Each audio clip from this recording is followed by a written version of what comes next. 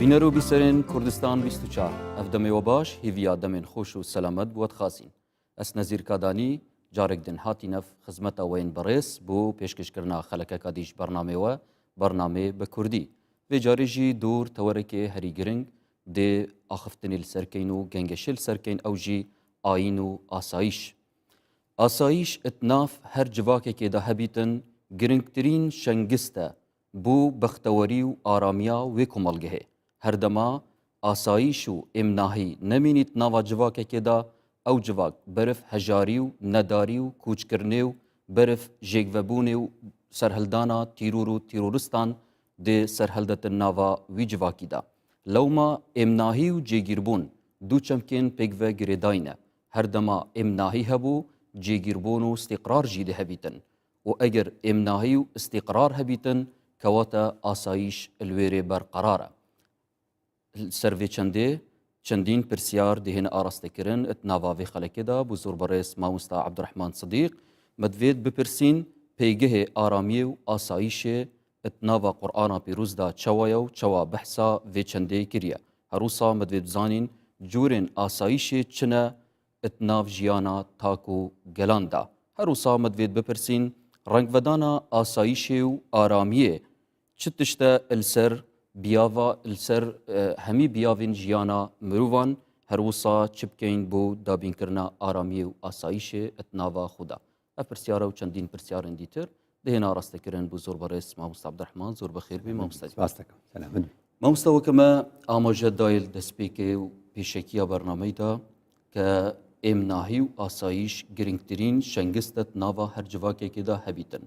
Dema ev şengist e yê berpa bîtin nav civakekê de dê berif bextewerî û berif xweşiyê û êmnahiyê veçîtin ev civak e. Lewra me divêt bizanîn wek pêgehê ayînî ke asayîşê çi pêgehek heye taybetî nava Qur'ana pîrûz da çawa hatiye behezkirin. بەناوی خی بەخشندەی میهرەبان لەبەر گرنگی ئەم بابەتە یعنی ئەتوانی بڵێ ئاسایش چەمکی ئاسایش یا چەمکی ئەمن لە قورئاندا بەم زاراوەیە زۆر هاتووە. هاتنەکەشی بێگومان لەبەر ئەوەیە خی گەورە لە قورئاندا ئەم یعنی چۆن دەڵێ باسی ئەمن و ئاسایش و ئارامی و هێمنایەتی بە نیعمەت حیساب کردووە. چونکە خوا سوبحانەهو وتەعالا دەزانێ ئەگەر یعنی هێمنایەتی و ئارامی نەبێ تەنانەت عیبادەتکردن و پەرستنی خوداش لەو کۆمەڵگەیە نامێن. بۆیە خوا سوبحانەهو وتەعالا لە قورئاندا ئەبینی ئەگەر بڵێ چەمکەکان زاراوەکان شتەکان بە دژەکانیان دەناسرێنەوە. ئەگەر نەمانزانی ئاسایش یعنی چی، فەرەزەن نەمانزانی ئەمن یعنی چی، نەمانزانی ئەمان یعنی چی، نەمانزانی ئارامی و ئاسایش یعنی چی، ئەبێ پێچەوانەکەی بدۆزینەوە. هەموو قورئان تەماشا دەکەی لە بەرامبەری پێچەوانەی زاراوەی ئەلئەمن لە قورئاندا ئەلخەوفی داناوە. کەواتە تێگەین ترس یعنی چی. هەموو کەس نەزانێت ترس یعنی چی کورد دەزانێ. چونکە کورد بە درێژایی ساڵانی ڕابردوو هەزاران ساڵ سەدان ساڵی ڕابردوو لە دوای دەوڵەتی مادەوە لە ژێر سیستەمی دەسەڵاتە داگیرکارەکانی کوردستان و ئیدی بە بەردەوامی هەتا ئەم چەند وەکوڵێ ساڵانی داعش و ینی کورد دەزانێت ترسیانی چی. لەبەرەوە قەدری هێمنایەتی و قەدری ئارامی باش دەزانێت. لەبەرەوە گە تەماشای ناوە جوانەکانی خوا بکەی وەکو مامۆستا بەدیع الزەمان سەعیدی کوردی هەمیشە دەڵێ لە ڕوانگەی ناوە جوانەکانی خوداوە تەماشای زاراوەکان بکەن. خدا لە بینی ناوەکانی خۆی دەفەرمێ ئەسسەلام و لە قورئاندا ئەسسەلام و المؤمن و المهەیمن دەڵێ بزانە سەلام ئاشتیە، مهەیمن ئەو زاتەیەکەوە هەیمەنەی هەیە و ئاگاداری ورد و درشتی بوونەوەرە. کەواتە لە پێناوی ئەوەی ئاشتی هەبێ دەبێ ذاتی خوددا وردەکاری و ورد و درشتی ورد و گەورەی بچووک و گەورەی بوونەوەر بزانێت چیە و ئاگاداری بێ. لەم حاڵەتە لە بینی سەلام و مهەیمنە لە قورئاندا خوا دەفەرمێ المؤمن یعنی ناوی خوددا المؤمنە. مؤمن لە ناوەکانی خوددا بە مانای دابینکاری زەمانەتکاری ئەمن و ئارامیە بۆ بەندەکانی خۆی و بۆ دروستکراوەکانی خۆی. لەبەرەوە خوا سوبحانەهو وتەعالا لە قورئاندا دەفەرمێ فەلیعبدوا رب هذا البيت با باوەڕداران خودای ئەم ماڵە کە کەعبەیە و بەیتە بپەرستن. لە پای چی بۆ کردوون؟ الذي أطعمهم من جوع ڕزقی بۆ ناردوون کەون و بوونەوەری هەمووی پێداویستیەکانی ئەوانی دابین کردووە و ئامەنەهم من خەوف لەگەڵ ئەوەشا کە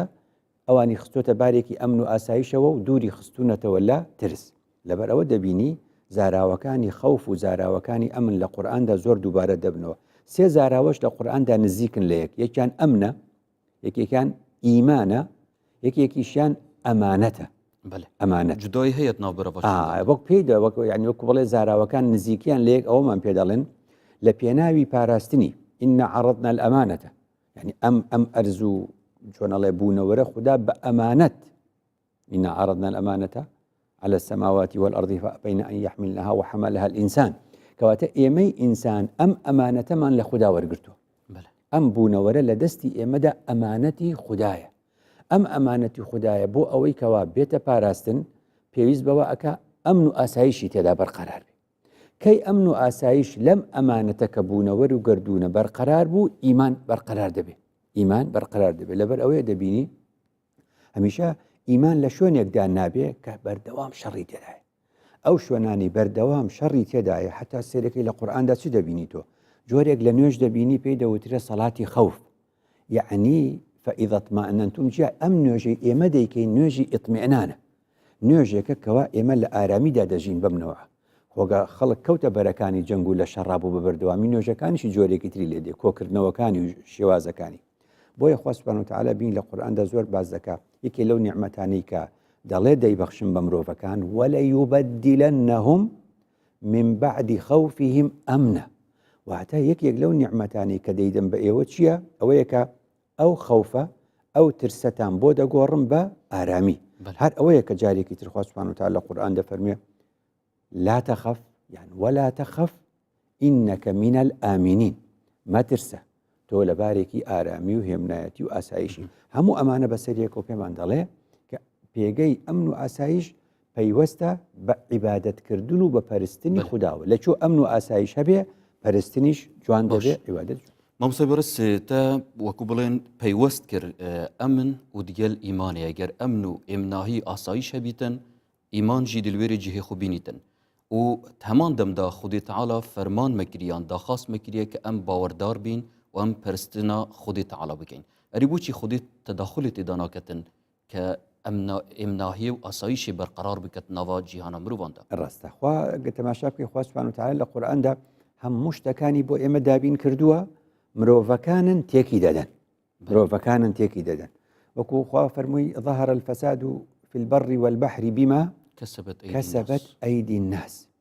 كلما مثلا تماشاكي كلما أوقدوا نارا للحرب أطفأها الله يعني خدا تدخل دكا بخير رشته يعني أجر سوندال التدخل خداي نبوة دنيا زويران دبو چونك خدا دفرمي ظهر الفساد في البر والبحر بما كسبت أيدي الناس ليذيقهم بعض الذي عملوا لعلهم يرجعون بو أو بقرينه كلما أوقدوا نارا للحرب أطفأها الله أجر خدا تدخل نكاد لبارستني توازني أم بونورا زوتر يعني شون الله خيراتر لناو دشو لبروا ببردوامي إما نابينين هشتا دستي خدا من بيوه زور زور دا آقاداري أم بونورا چونکە خۆی بڕیاری داوە تاکەی تەمەنی ئەم بوونەوەرە بەردەوام بێ لەبەرەوە بە ئیشە خراپەکانی مرۆڤ بە شەڕەکانی مرۆڤ بە جەنگەکانی مرۆڤ بە هەموو ئەو کردەوە خراپانی مرۆڤ دەیکەن دەمێک بوو دەبوایە بوونەوەر کۆتایی پێ بەهاتایە بەڵام ئەوە خوددایە دەستی خێری بەسەر بوون بەس ئەوە تێتە بەرچاوکردن مامۆستا ناوە کۆمەڵگەی دینداردا پتر ئێمناهی نییە ئەمە پێی دەڵێن ئەو حاڵەتی کە باسی دەکەی لە وڵاتانی چۆن دەڵێ ئەوەی کە تۆ پێی دەڵێ 57 دەوڵەتی ئیسلامی کەواتە ئەبێ هەبێ بۆچی نییە کەواتە ئێمە لە بارێکی ترسدا دەژین بۆ لە بارێکی ترسدا دەژین کەواتە ئەم حاڵەتە دەستی خودای تێدا نییە دروستی کردبێ بە بەڵگەی ئەوەی لە ئەوروپاشدا ئەبینی لە ئەوروپا خەڵک لە هێمنی دەژێ لە ئەوروپا خەڵک لە هێمنی دەژێ ئەو هێمنیە خۆیان بۆ خۆیانیان دروست کردووە خدا بە ئێمە دەڵێ هەموو کارەکان کاری خۆتانە دەبێ بیکەن بەڵام هێشتا ئەوە بە ڕەحمی خۆیەتی دێ یارمەتیمان دەدا اینجا ئەگەر ئێمە دەستمان نەبێت لە دروستکردنی ئەم هێمنایەتیە ئەو کاتە خدا تەدەخل ناکە بە کامیلی ئەگەر خدا تەدەخل بکە بە کامیلی ئیدی کاری مرۆڤ چییە ئەو فەرمووی وەستەعمەرەکم فیها من ئەرزم تەسلیمی ئێوە کردووە وەکو ئەوروپا ئێوە هێمنایەتی بۆ خۆتان دروستکەن شەڕ مەکەن خۆتان هەمووتان لە هاوپەیمانیەکە خۆتان کۆکەنەوە و دەوڵەتەکانتان پەیوەندی باشتان لەگەڵ یەکە هەبێ و هەلیکار بۆ یەکتر دروستکەن و ئەمستا بوو وێمە بەستەی کە بچینەت ناوە خەلکی خۆشیدا کەوانژی ڕاوسەرنجین خۆ هەنە سەبارەتە پرسیار هاتی ئاراستەکردن ئەگەر ئارامی و ئاسایش نەبیتن دێچێ هێتە ڕێدان بفەرمون وا پێک ببینەر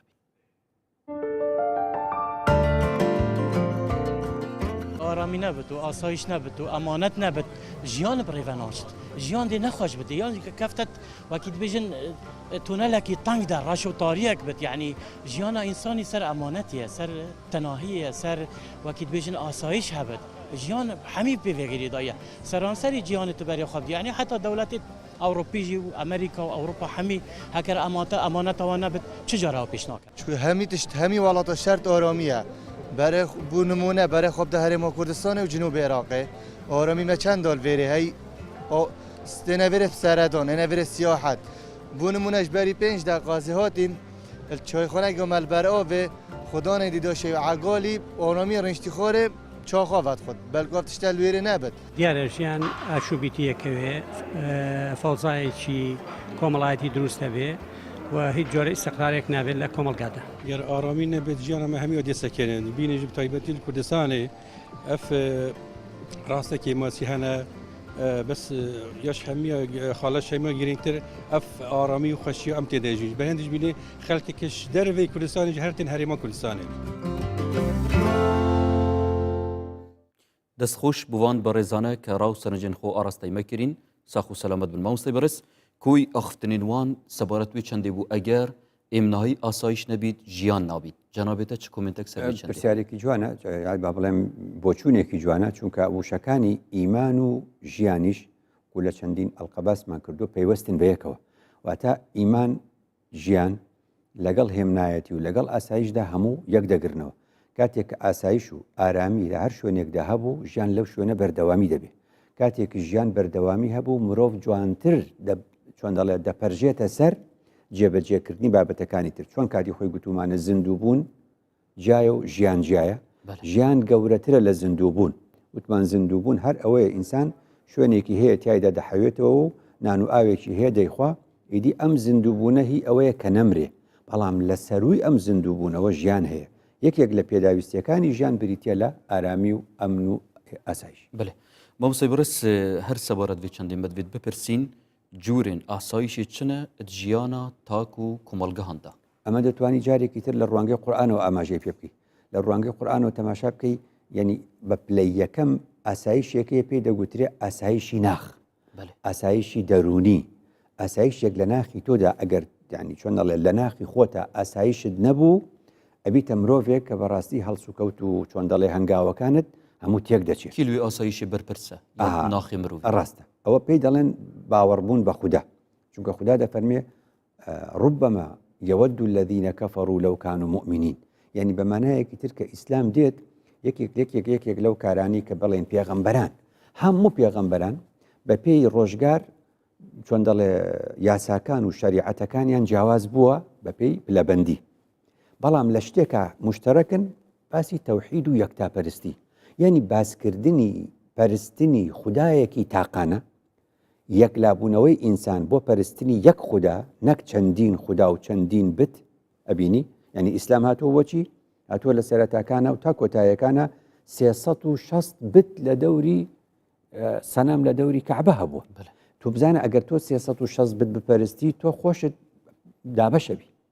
کەواتە ئینسان بۆ ئەوەی ئەمن و ئاسایشی ناوخۆی لەشی خۆی بەمانایەکی بڵم ناخی خۆی هەبێ پێویستی بەوە هەیە کە دوورکەوێتەوە لە چی لە پەرستنی چەندین بتی جیاواز بچێتەوە بۆ یەکتاپەرستی خوددا ئەمە هەموو ئاینەکان تێدا کۆکرد خوا دەفەرمێ بۆ ئەمە الذين آمنوا ولم يلبسوا إيمانهم بظلم أولئك لهم الأمن وهم مهتدون ولم يلبسوا إيمانهم بظلم يعني چی يعني تۆ ئەڵێ ئەو کەسانی باوەڕیان بە خودای تاقانە هێناو ولم يلبسوا إيمانهم بظلم ئەڵێن قورآن بە قورآن تەفسیر دەکرێ لەوێ بظلم أي بشرك يعني هاوڵیان بۆ خوددا بەرقەرار نەدا و نەیان گوت 3-4 خوددا هەیە گوتیان هەر یەک خوددا هەیە بە بەڵگەی ئەوەی کە إن الشرك لظلم عظيم کەواتە وەلەم یەلبیسوا ئیمانەهم بظڵمین ئەی لەم یەلبیسوا ئیمانەهم بشرکن کەواتە کاتی هاوڵ بۆ خوددا قەرار نادەی خدای تاقانە دەپەرستی تۆ یەکلا دەبیتەوە لەبەر ئەوەیە خوددا بەمە دەڵێ وەڕەجولان سەلەمەن لڕەجول مامەڵی من و تۆ ڕاست لەگەڵ یەکترە ئیسراحەتین بەس ئەگەر مامەڵی تۆ لەگەڵ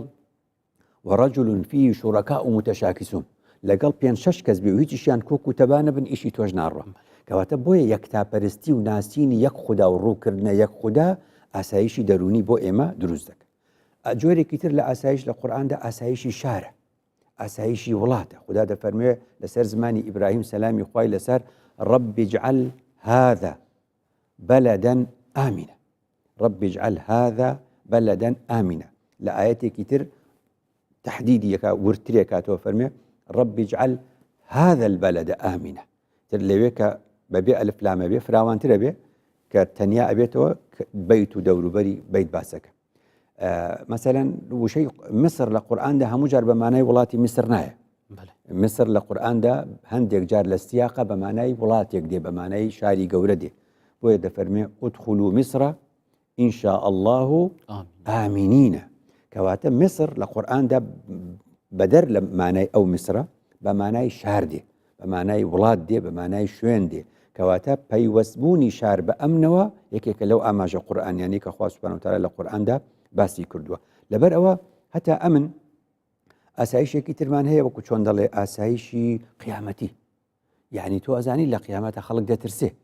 وكو روجي ورقرتنوي نتيجة واحد لبر أوا خوا سبحانه وتعالى القرآن ده فرميه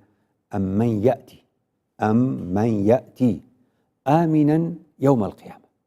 فرق هي لبيني كسيك بترسو بشبو قيامت لقال يك بأمن آرامي وآسايش ولا كوتا آسايش لقيامتش بيويس بو إنسان أم من يأتي آمنا يوم القيامة كوتا إما لم زارواني قرآن تيدقين قرآن بيمان دالي إيوه دتانوي لخوشي دابجين بهشتك دروس كان لدنيا ئێوە دەبێت چاو لەو صفاتە سوودی چیە ئەو صفاتانەی خوددا لە قورئاندا باسی بەهەشتان بۆ دەکا پێمان دەڵێ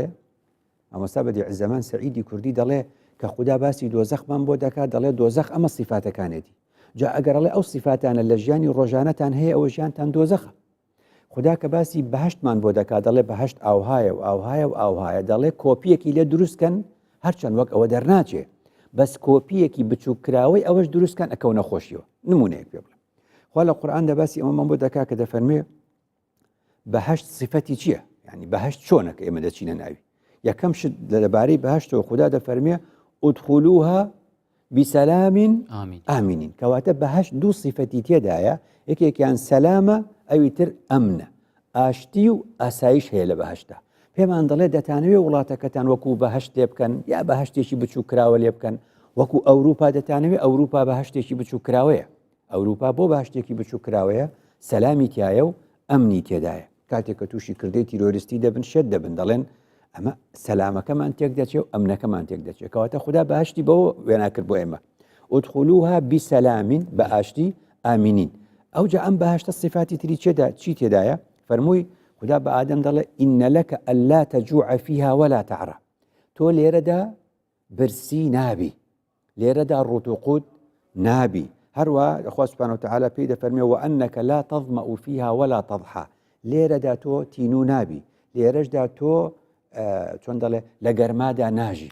کەواتە بۆمانی باس کرد بە هەر شوێنێکە دەبێ فێنک بێ دەبێ شوێنێکە مرۆڤ تایدا بە جوانترین شێوە پۆشتە بێ دەبێ مرۆڤ تایدا تینوو نەبێ دەبێ مرۆڤ تایدا برسی نەبێ دەبێ مرۆڤ تایدا بە ئاشتی بژێ دەبێ مرۆڤ تایدا لە ئاسایشدا بژێ باشە مامۆستا سەبارەت وێ چەندیانی جەنابێتە بەحسا وێ چەندی کرد کە ئێم ناهیات دەرونی و ئێم ناهیات ناوە بازارەدا و هەروسا ئێم ناهیات ناو بەهەشتێدا کە تێتە دروستکردن بەرامبەر وێ چەندی مامۆستا چەندین تکستین ئاینیژی مە هەنە هەرەشا ئینساناتکەن ئایا هەرەشەکردن یا گونجایەت گەل ئێم ناهیە ئەگەر پشتی ناوبەری مامۆستا بەرسەواوی پرسیاری بدەیت سپاسدار بین بینەرین بەڕێز دەمێ بێن بەدانێکی هاتی و دەهێنە خزمەتەوەین ڕێستار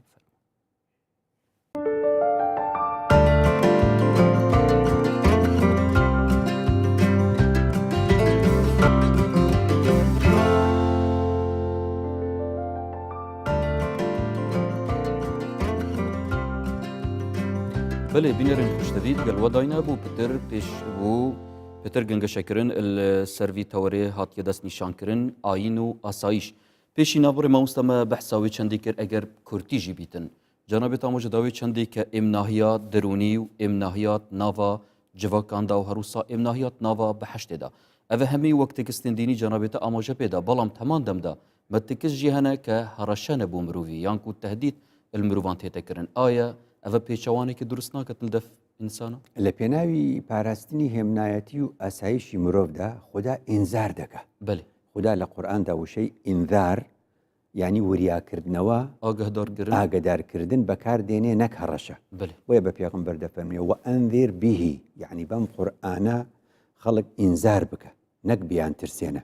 چونکە ئینزار جایە و ترس جایە. بله مثلەن لیونذیرە بیهی من کانە حەیە مثلەن ئەم قورئانە سوودەکەی ئەوەیە هۆشیارکەرەوە و وریاکەرەوەی ئینزارە. بۆیە لە پێناوی پاراستنی ئەمن و ئاسایشدا مەسەن وڵاتانی ئەوروپی دەڵێ برادەرینە لەم بارودۆخەدا ئاستی ئینزاری بەبەرزمان کردوێتەوە بۆ ڕەنگی سوور ئەدێدا بۆ ڕەنگی نارنجی بۆ ڕەنگی زەرد دێتەوە کەسک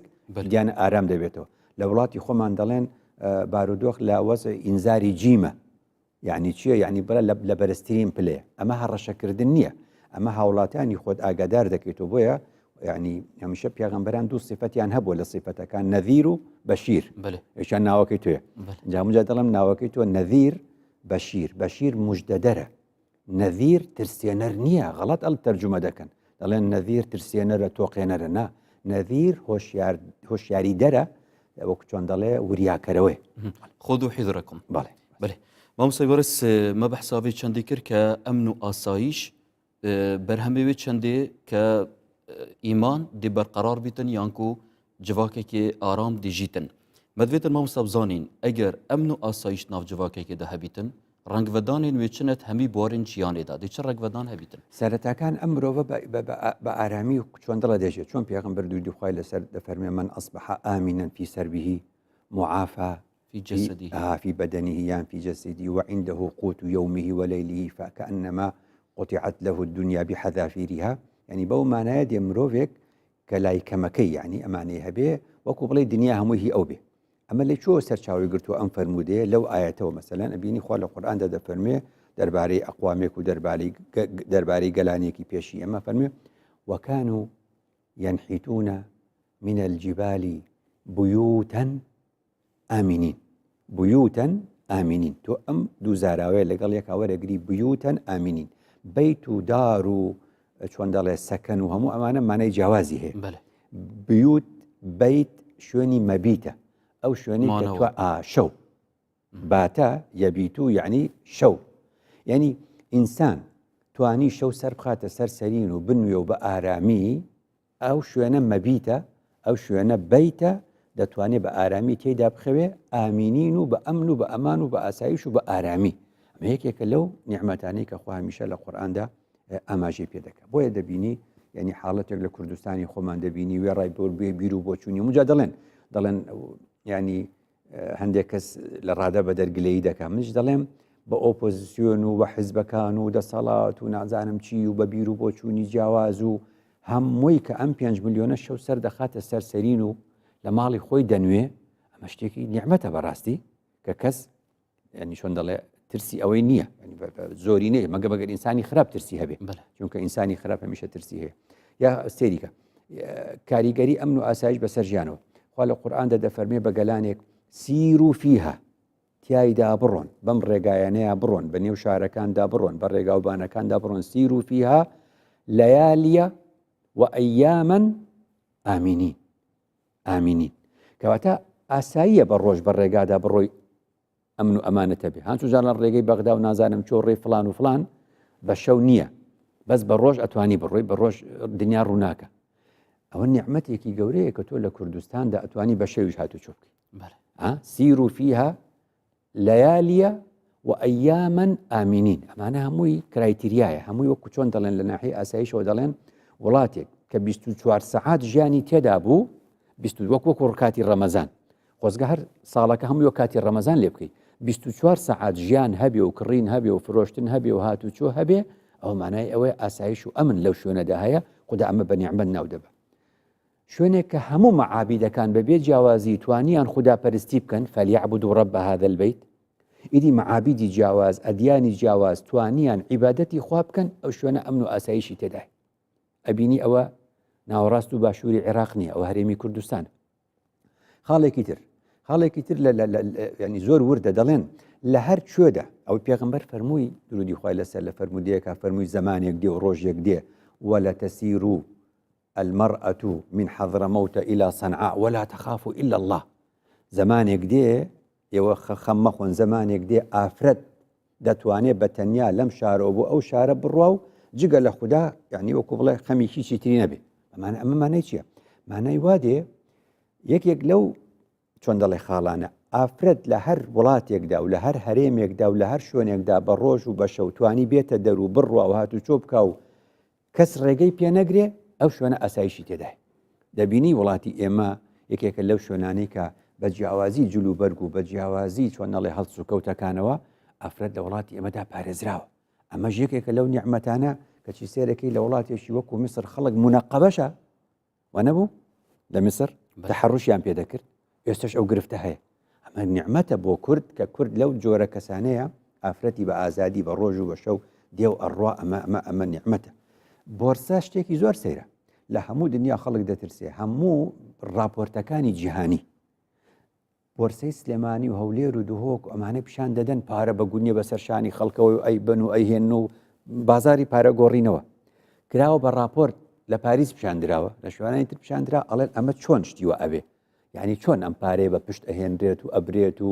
یعنی ئەمە بەڕاستی شتێکی سەیرە لایەن سەیرە کەواتە ئەمانە هەمووی ئێمە هەمانە ئەمە هەمووی ئێمە هەمانە و لە وڵاتی ئێمەدا هەموو ئەم شتانە هەیە مەسەلەن بیانی ئێستا گەورەترین ترس کەوتوێتە ناو ئەوروپا لە راپۆرتەکانە ڕۆژانە تەماشای دەکەم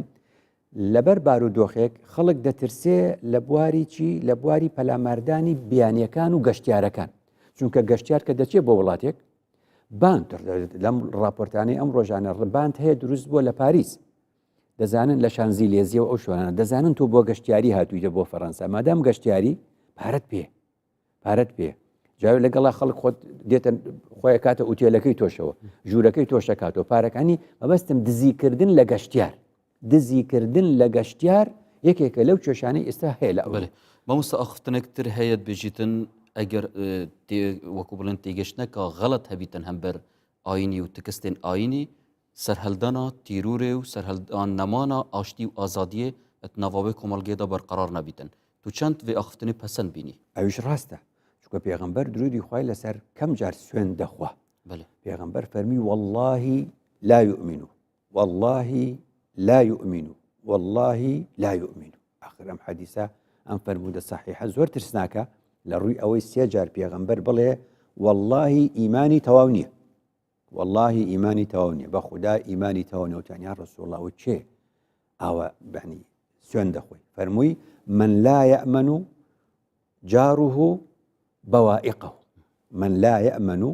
جاره بوائقه بە کوردی ئەو کەسەیە کە سوێن دەخۆم ئیمانی تەواو نییە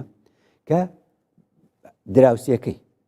جیرانەکەی ئەمین نییە کە ماڵەکەی لە تەنیشتی ئەوە یعنی جیرانەکەی لێی ئەمین نییە کەواتە وەختێ جیرانەکەت لە تۆ ئەمین بوو لە هەر کەسێکمان جیرانەکەمان بە ئارامی نووست و کاری خۆی جێبەجێ کرد بە ڕۆژ و بە شەو ماڵی بەجێهێشت و لە ماڵا بوو پارەی بەجێهێشت و لە ئێمە ئەمین بوو ئەوە ئێمە نیشانەی ئەوە ئیمان مامۆستا ئەگەر چەند بشی کورتیژی بیتن بوچی گەنج بنە قوربانیە هزرا تیروری یانکو هزرا خەلەت هەمبەردینی ئەو پرسیارە ناکرێ بە کورتی بێ ئەوە ئەکرێ ئەڵلقەیەکی بۆ ئەگەر چەند کورتیژی بیتن هەر باش چونکە بەڕاستی ئەو ڕووداوانی کە ڕوئەدەن ئەوە دەسەلمێنن کە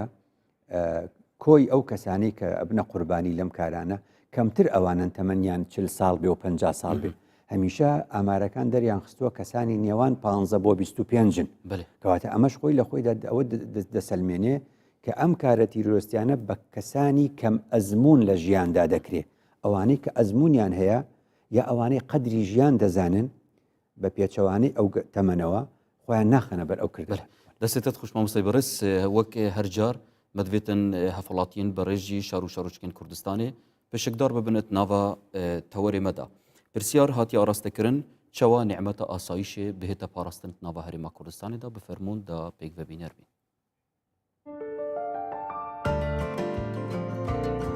دستك تنب دنگ جينات دفت جهات الأمني الأولى كي وأم هولاتش الله خو هاريكار دزگت أمني بكن دابتر آرامية خو بارزن هر واجب وما دفت ماجب بخابت ام جوکی پلیس وکی کسایی که وکی وزارت ناخو ام جوکی ملیونه راست امنیت مدنی نه شهرستانی نه بس ام جوکی وکی اون عسکری بن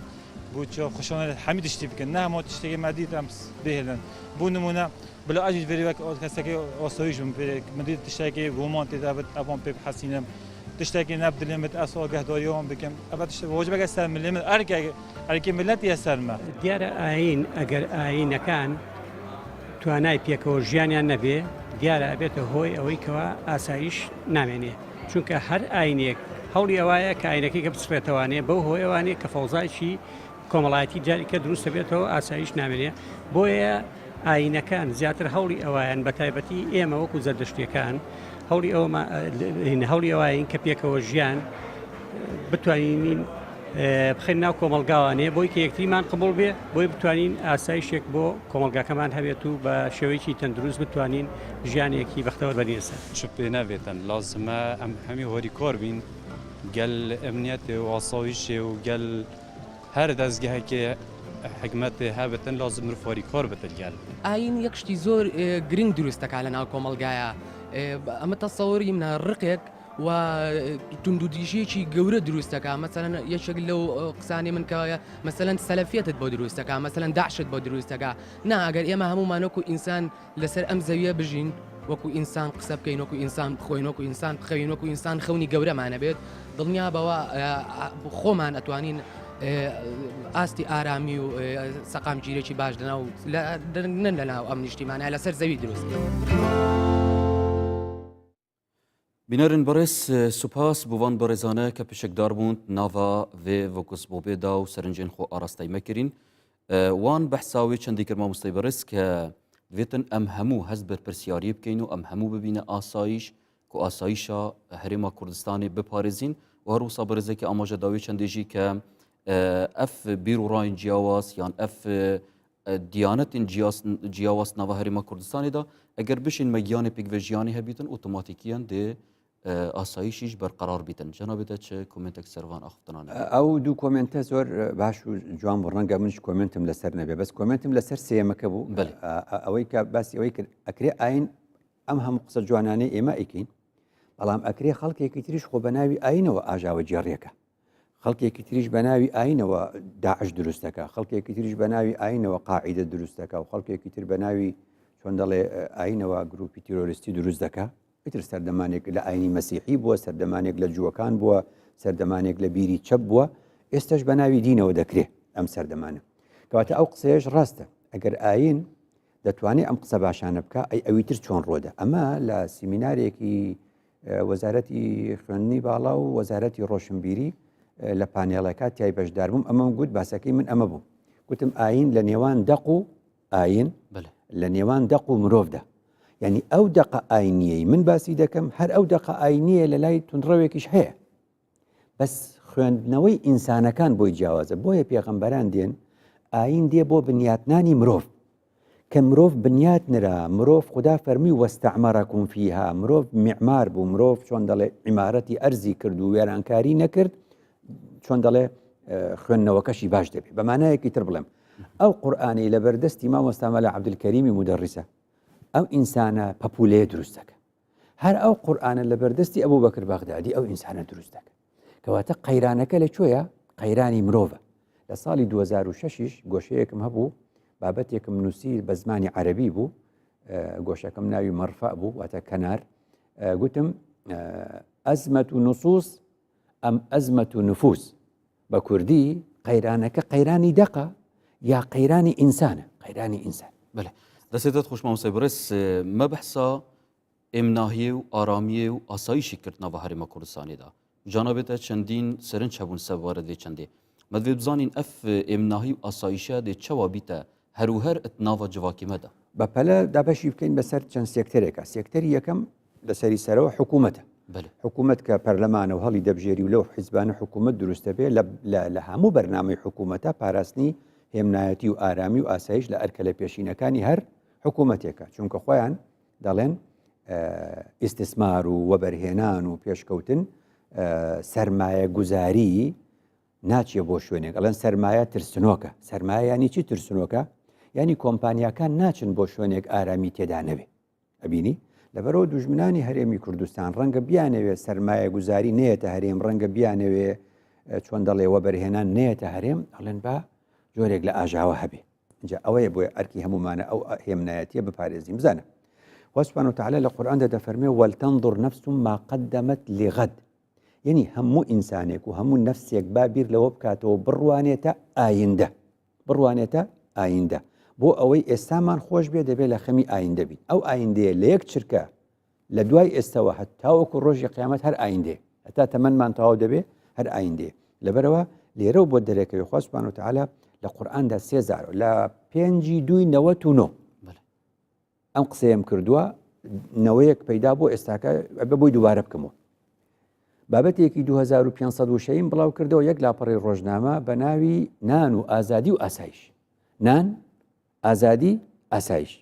ئەمە گوتم لە 5:99 یعنی یەکاتە 18 ساڵ لەمەوبەر ئەو بابەتەم نووسیوە نان ئازادی ئاسایش ئەم سیانە لە هەر شوێنێکا پێکەوە هەبوو خۆشگوزەرانی دروست دەبێت لە سەردەمی ڕژێمدا نان هەبوو ئاسایشش بۆ خەڵکەکە دابین کرا بوو ئەو تەقینەوە شتانە لە عێراقا نەبوو بەس ئازادیان نەبوو ئەبینی خەڵکەکە ئازادی دەویست لەبەرەوە هەمجا دەڵێن ئێمە سەرهەڵدان و ڕاپەڕینمان بۆ کرد لە دەمەوەتویەک دووە سەرهەڵدانمان کرد بۆ ڕاپەڕینمان کرد ئەو کات نان ئازادی و ئیش و کار و هەموو شتانە هەبوو وانە خەڵک چۆن دەڵێت جۆرێک لە تەقینەوە شتیشی نەبوو بەس ئازادی نەبوو کەواتە تۆ بێت سێری وەزعەکەکەی کە هاتینە سەردەمی دوای ڕاپەڕین ئێمە دوو حیسارمان لەسەر بوو ئازادیمان هەبوو ئێمە لە کوردستان لە ساڵەکانی نەوەت ئازادیمان هەبوو ئاسایشمان هەبوو نانمان نەبوو بە مانای نان یعنی هەلیکار و چۆن دەڵێ مانای ڕاگوزەریە ژیانی دروستەهی لایەنی ئابووریمان نەبوو هەر ژیانمان ناخۆش بوو دەبینی حاڵەتێکی دیکە دەبینی یعنی ئێستا ئەڵێن قەیرانە قەیران چی ئێستا ئاسایشت هەیە ئێستا ئازادیشت هەیە هەنی حاڵەتەکەی وەکو نەوەت لە دوای داعشەوە چییە قەیرانی ئابووریت هەیە کەواتە قەیرانەکەت لە هەلی کار و لە پۆست و لە چۆن دەڵێ هەلی کار و ئیشکردن و نانە لەوێ ئەو گرفتت بۆ دروست دەبێت کەواتە تۆ میشە تەماشاکە نان و ئازادیتە بۆ ئاسایشت نەبوو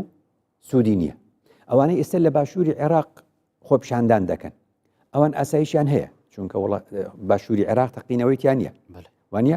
ئازادیشیان هەیە هەموو خۆپیشاندانەکە بۆ چییە بۆ نانە بۆ هەلی کارەیان بۆ هەلی کار ئێمە کەی هەرسێکیمان بۆ کۆبەتەوە ساڵی 2003 هەتا وەکو 2013 تا بەری داعش و پێشی داعش لە 2003 تا 2013 هەرێمی کوردستان خۆشترین حاڵەتی هەبووە چی هەبووە نانیشی هەبووە ئازادیشی هەبووە ئاسایشی هەبووە کەواتە ئەمە کارێکە بێت لە بەرچاوی هەموو حکوومەت بێ بە بەردەوامی ئەم سێی لە بەرچاو بێ نان ئازادی ئاسایش نان بەمانای دۆزینەوەی هەلی کار بۆ هەموو خەڵک کەس بێکار نەبێ خەڵک ئازادیشی هەبێ خەڵک ئاسایشی هەبێ ئەوە شتێکی زۆر جوان چونکی دەمێمە کەمێمەوە مامۆستاگەر بشەی چەند کورتیوان خەڵانە بە حەز بگەێت بە کورتی دەڵێم ئەی هاوڵاتی هاوڵاتیش دەبێ ئاگادار بێ هەموو هەواڵێک بڵاو نکاتەوە لە خۆیەوە چۆن دەڵێ هەواڵێک نەڵێک کە علمی پێنیە چونکە خۆیان قورئاندا دەفەرمێ وإذا جاءهم أمر من الأمن أو الخوف أذاعوا به يعني وەکو ئیزاعە یعنی هەر هەواڵێکت بۆ هات هەواڵێک پەیوەست بوو بە بڵاوکردنەوەی ترسێک یان هەواڵی ئاسایشی تۆ نابێت لە خۆتەوە هەواڵە بڵاوکەیتەوە هەروەخوا لە قورئاندا بە ئێمە دەفەرمێ کە إن جاءكم فاسق بنبأ فتبينوا ئەم هەموو هەواڵە ڕوتانتیەکە یەکسەر مەیجێڕنەوە تەبەیونی تیا بکەن بزانن ڕاستە یا ڕاست نییە هەر ئەمەیەکە خوا دەفەرمێ ولا تقف ما ليس لك به علم ئەگەر 100% لە هەواڵێک دڵنیا نی مەیڵێ إن السمع والبصر والفؤاد كل أولئك كان عنه مسؤولا تۆ بەرپرسیاری لەوە هەر ئەمە جارێکی تر لە ڕوانگەی بڵاوکردنەوە چێتە سەر ڕاگەیاندنی ئێمە لە زۆربەی هەواڵەکان هێشتا بەداخەوە زۆربەی زۆریان پرۆفیشنال نین یعنی ڕووداوێک ڕووەدا ڕەنگە بچکۆلە بێ گەورەی دەکەن ڕەنگە گەورەش بێ بچووکی بکەن ئێمە زۆر جا باسی ئەومان کردووە یعنی بۆچی بە ڕاگەیاندن یەکێ لە ناوەکانی زۆربەی کات ڕۆژنامەکان ناوی خۆیان دەنێن ئاوێنە ناوی خۆیان دەنێن میرئات الصحافە ناوی خۆیان دەنێن بە ئینگلیزی دەیلی میرەر بۆچی بە ڕۆژنامە زۆر جار حەزەکە ئەو ناوە بۆ خۆی هەڵبژێرێ دەڵێ ئەبێ ئەو ئاوێنە ئاوێنەی ئاسایی بێ بە قەبارەی خۆی هەواڵەکەت پێ بڵێ دوو جۆر ئاوێنەی ترمان هەیە ئاوێنەیەکمانێشتی بچوو گەوراکە تەماشات کردووە ئێ بچوو گەورەکردن غەڵەتە ئاوێنەیەکشمانەیە گەورە بچووک دەکاتەوە بە گەورەی تۆ گەوری بچووکت دەکاتەوە ئەویش هەر هەڵەیە کەواتە ئاوێنەی ڕاستەقینە ئەوەیە وێنەکان وەکو خۆی مامۆستای بەڕێز فاکتەرێکی هەری سەرەکی وەکو بڵێن تێکچوونە بارودۆخی تێک بچیت و ئاسایش نەبینیتن سەرهەڵدانا تیرور و تیرۆریستانە یعنی وەکو بڵێن باشترین هۆکار ئان باشترین ڕێکار چنە کە ئەف چەندە نەمینتن هەندێک زەڤڕنەوە بۆ دەستکاریکردنا منهەجی و تێگەهشتنامە بەرامبەر تێکستێن ئاینی بەرامبەر هەندێک تێکستا کە وەکو فەقیات و وەکو سیرەت و وەکو گەلێک تشتی دیهەنە کە تێگەشتنەکە غەڵەت هەم بەروێ چەندی هەیە جانابێتە چ هەیە سەبارەت چەند تیرۆر دیاردەیەکی جیهانیە قسەیەکی جوانی شێ لە دنیادا دەگوترێ وەکو باسم کرد قەیران لە ئینسانە قەیران لە دەقەکان نییە لە بەرەوێنەتەوە یەکگرتوەکان و تەنانەت ویلایەتە یەکگرتوەکانی ئەمریکا و بەریتانیا و ئەوروپاش هەموو دەڵێن ڕەوان نییە تیرۆر بدەینە پاڵی ئاینێکی دیاریکرا و یا بۆچوونێکی دیاریکراوە چونکە هەمان ئەو ئاینە و ئەو بیر و بۆچوونە خەڵکانێکی تریشی پەروەردە کردووە بە جوانی کەواتە محور و تەوەری سەرەکی قورئان چییە؟ ئینسانە لەبەرەوە هەموو قسەی خوددا لەگەڵ ئینسانە ئەبێ هەمومان پەروەردەمان قوتابخانەمان خوێندنی باڵامان ئاینمان مزگەوتمان مینبەرمان قسەکردن بێت لەسەر پێگەیاندن و تێگەیاندنی ئینسان باش بوو تێگەشتنیشی جوان دەبێت ئینسان شتەکانی بە جوانی بینی دنیاش بە جوانی دەبینێت کەواتە پەروەردەی ئینسان چۆن دەڵێت تەوەری سەرەکی پەیامی پێغەمبەران دەستێتت خۆش مامۆستای بەڕێز ساخ و سەلامەت بین ئینشاءالله کە فهمی ئامۆژگاری و ئەخفتنێن جوان و هەری بەها ئاراستەی مەکردن بینەرن بەڕێز وی ئاوایی دەهینە دومایا بێ خەلەکێ زۆر سپاس بوێن بەڕێز کە بەشدار بوون دیگەلمەت بینەریەدا و سپاس بوان بەڕێزا کە بەشدار بوون بۆ کەس بۆ باوەدا و هەروسا سپاسی بوو ئەفکارن بەڕێژی کە دیگەلمەت ماندوو بوون هیڤیامە ئەوە کوردستانەکە ئارام و سەقامگیر و ئاسایش تێدا بەرقەرار بتر ببیتن ئینشاءالله ببینن خێر و شاد.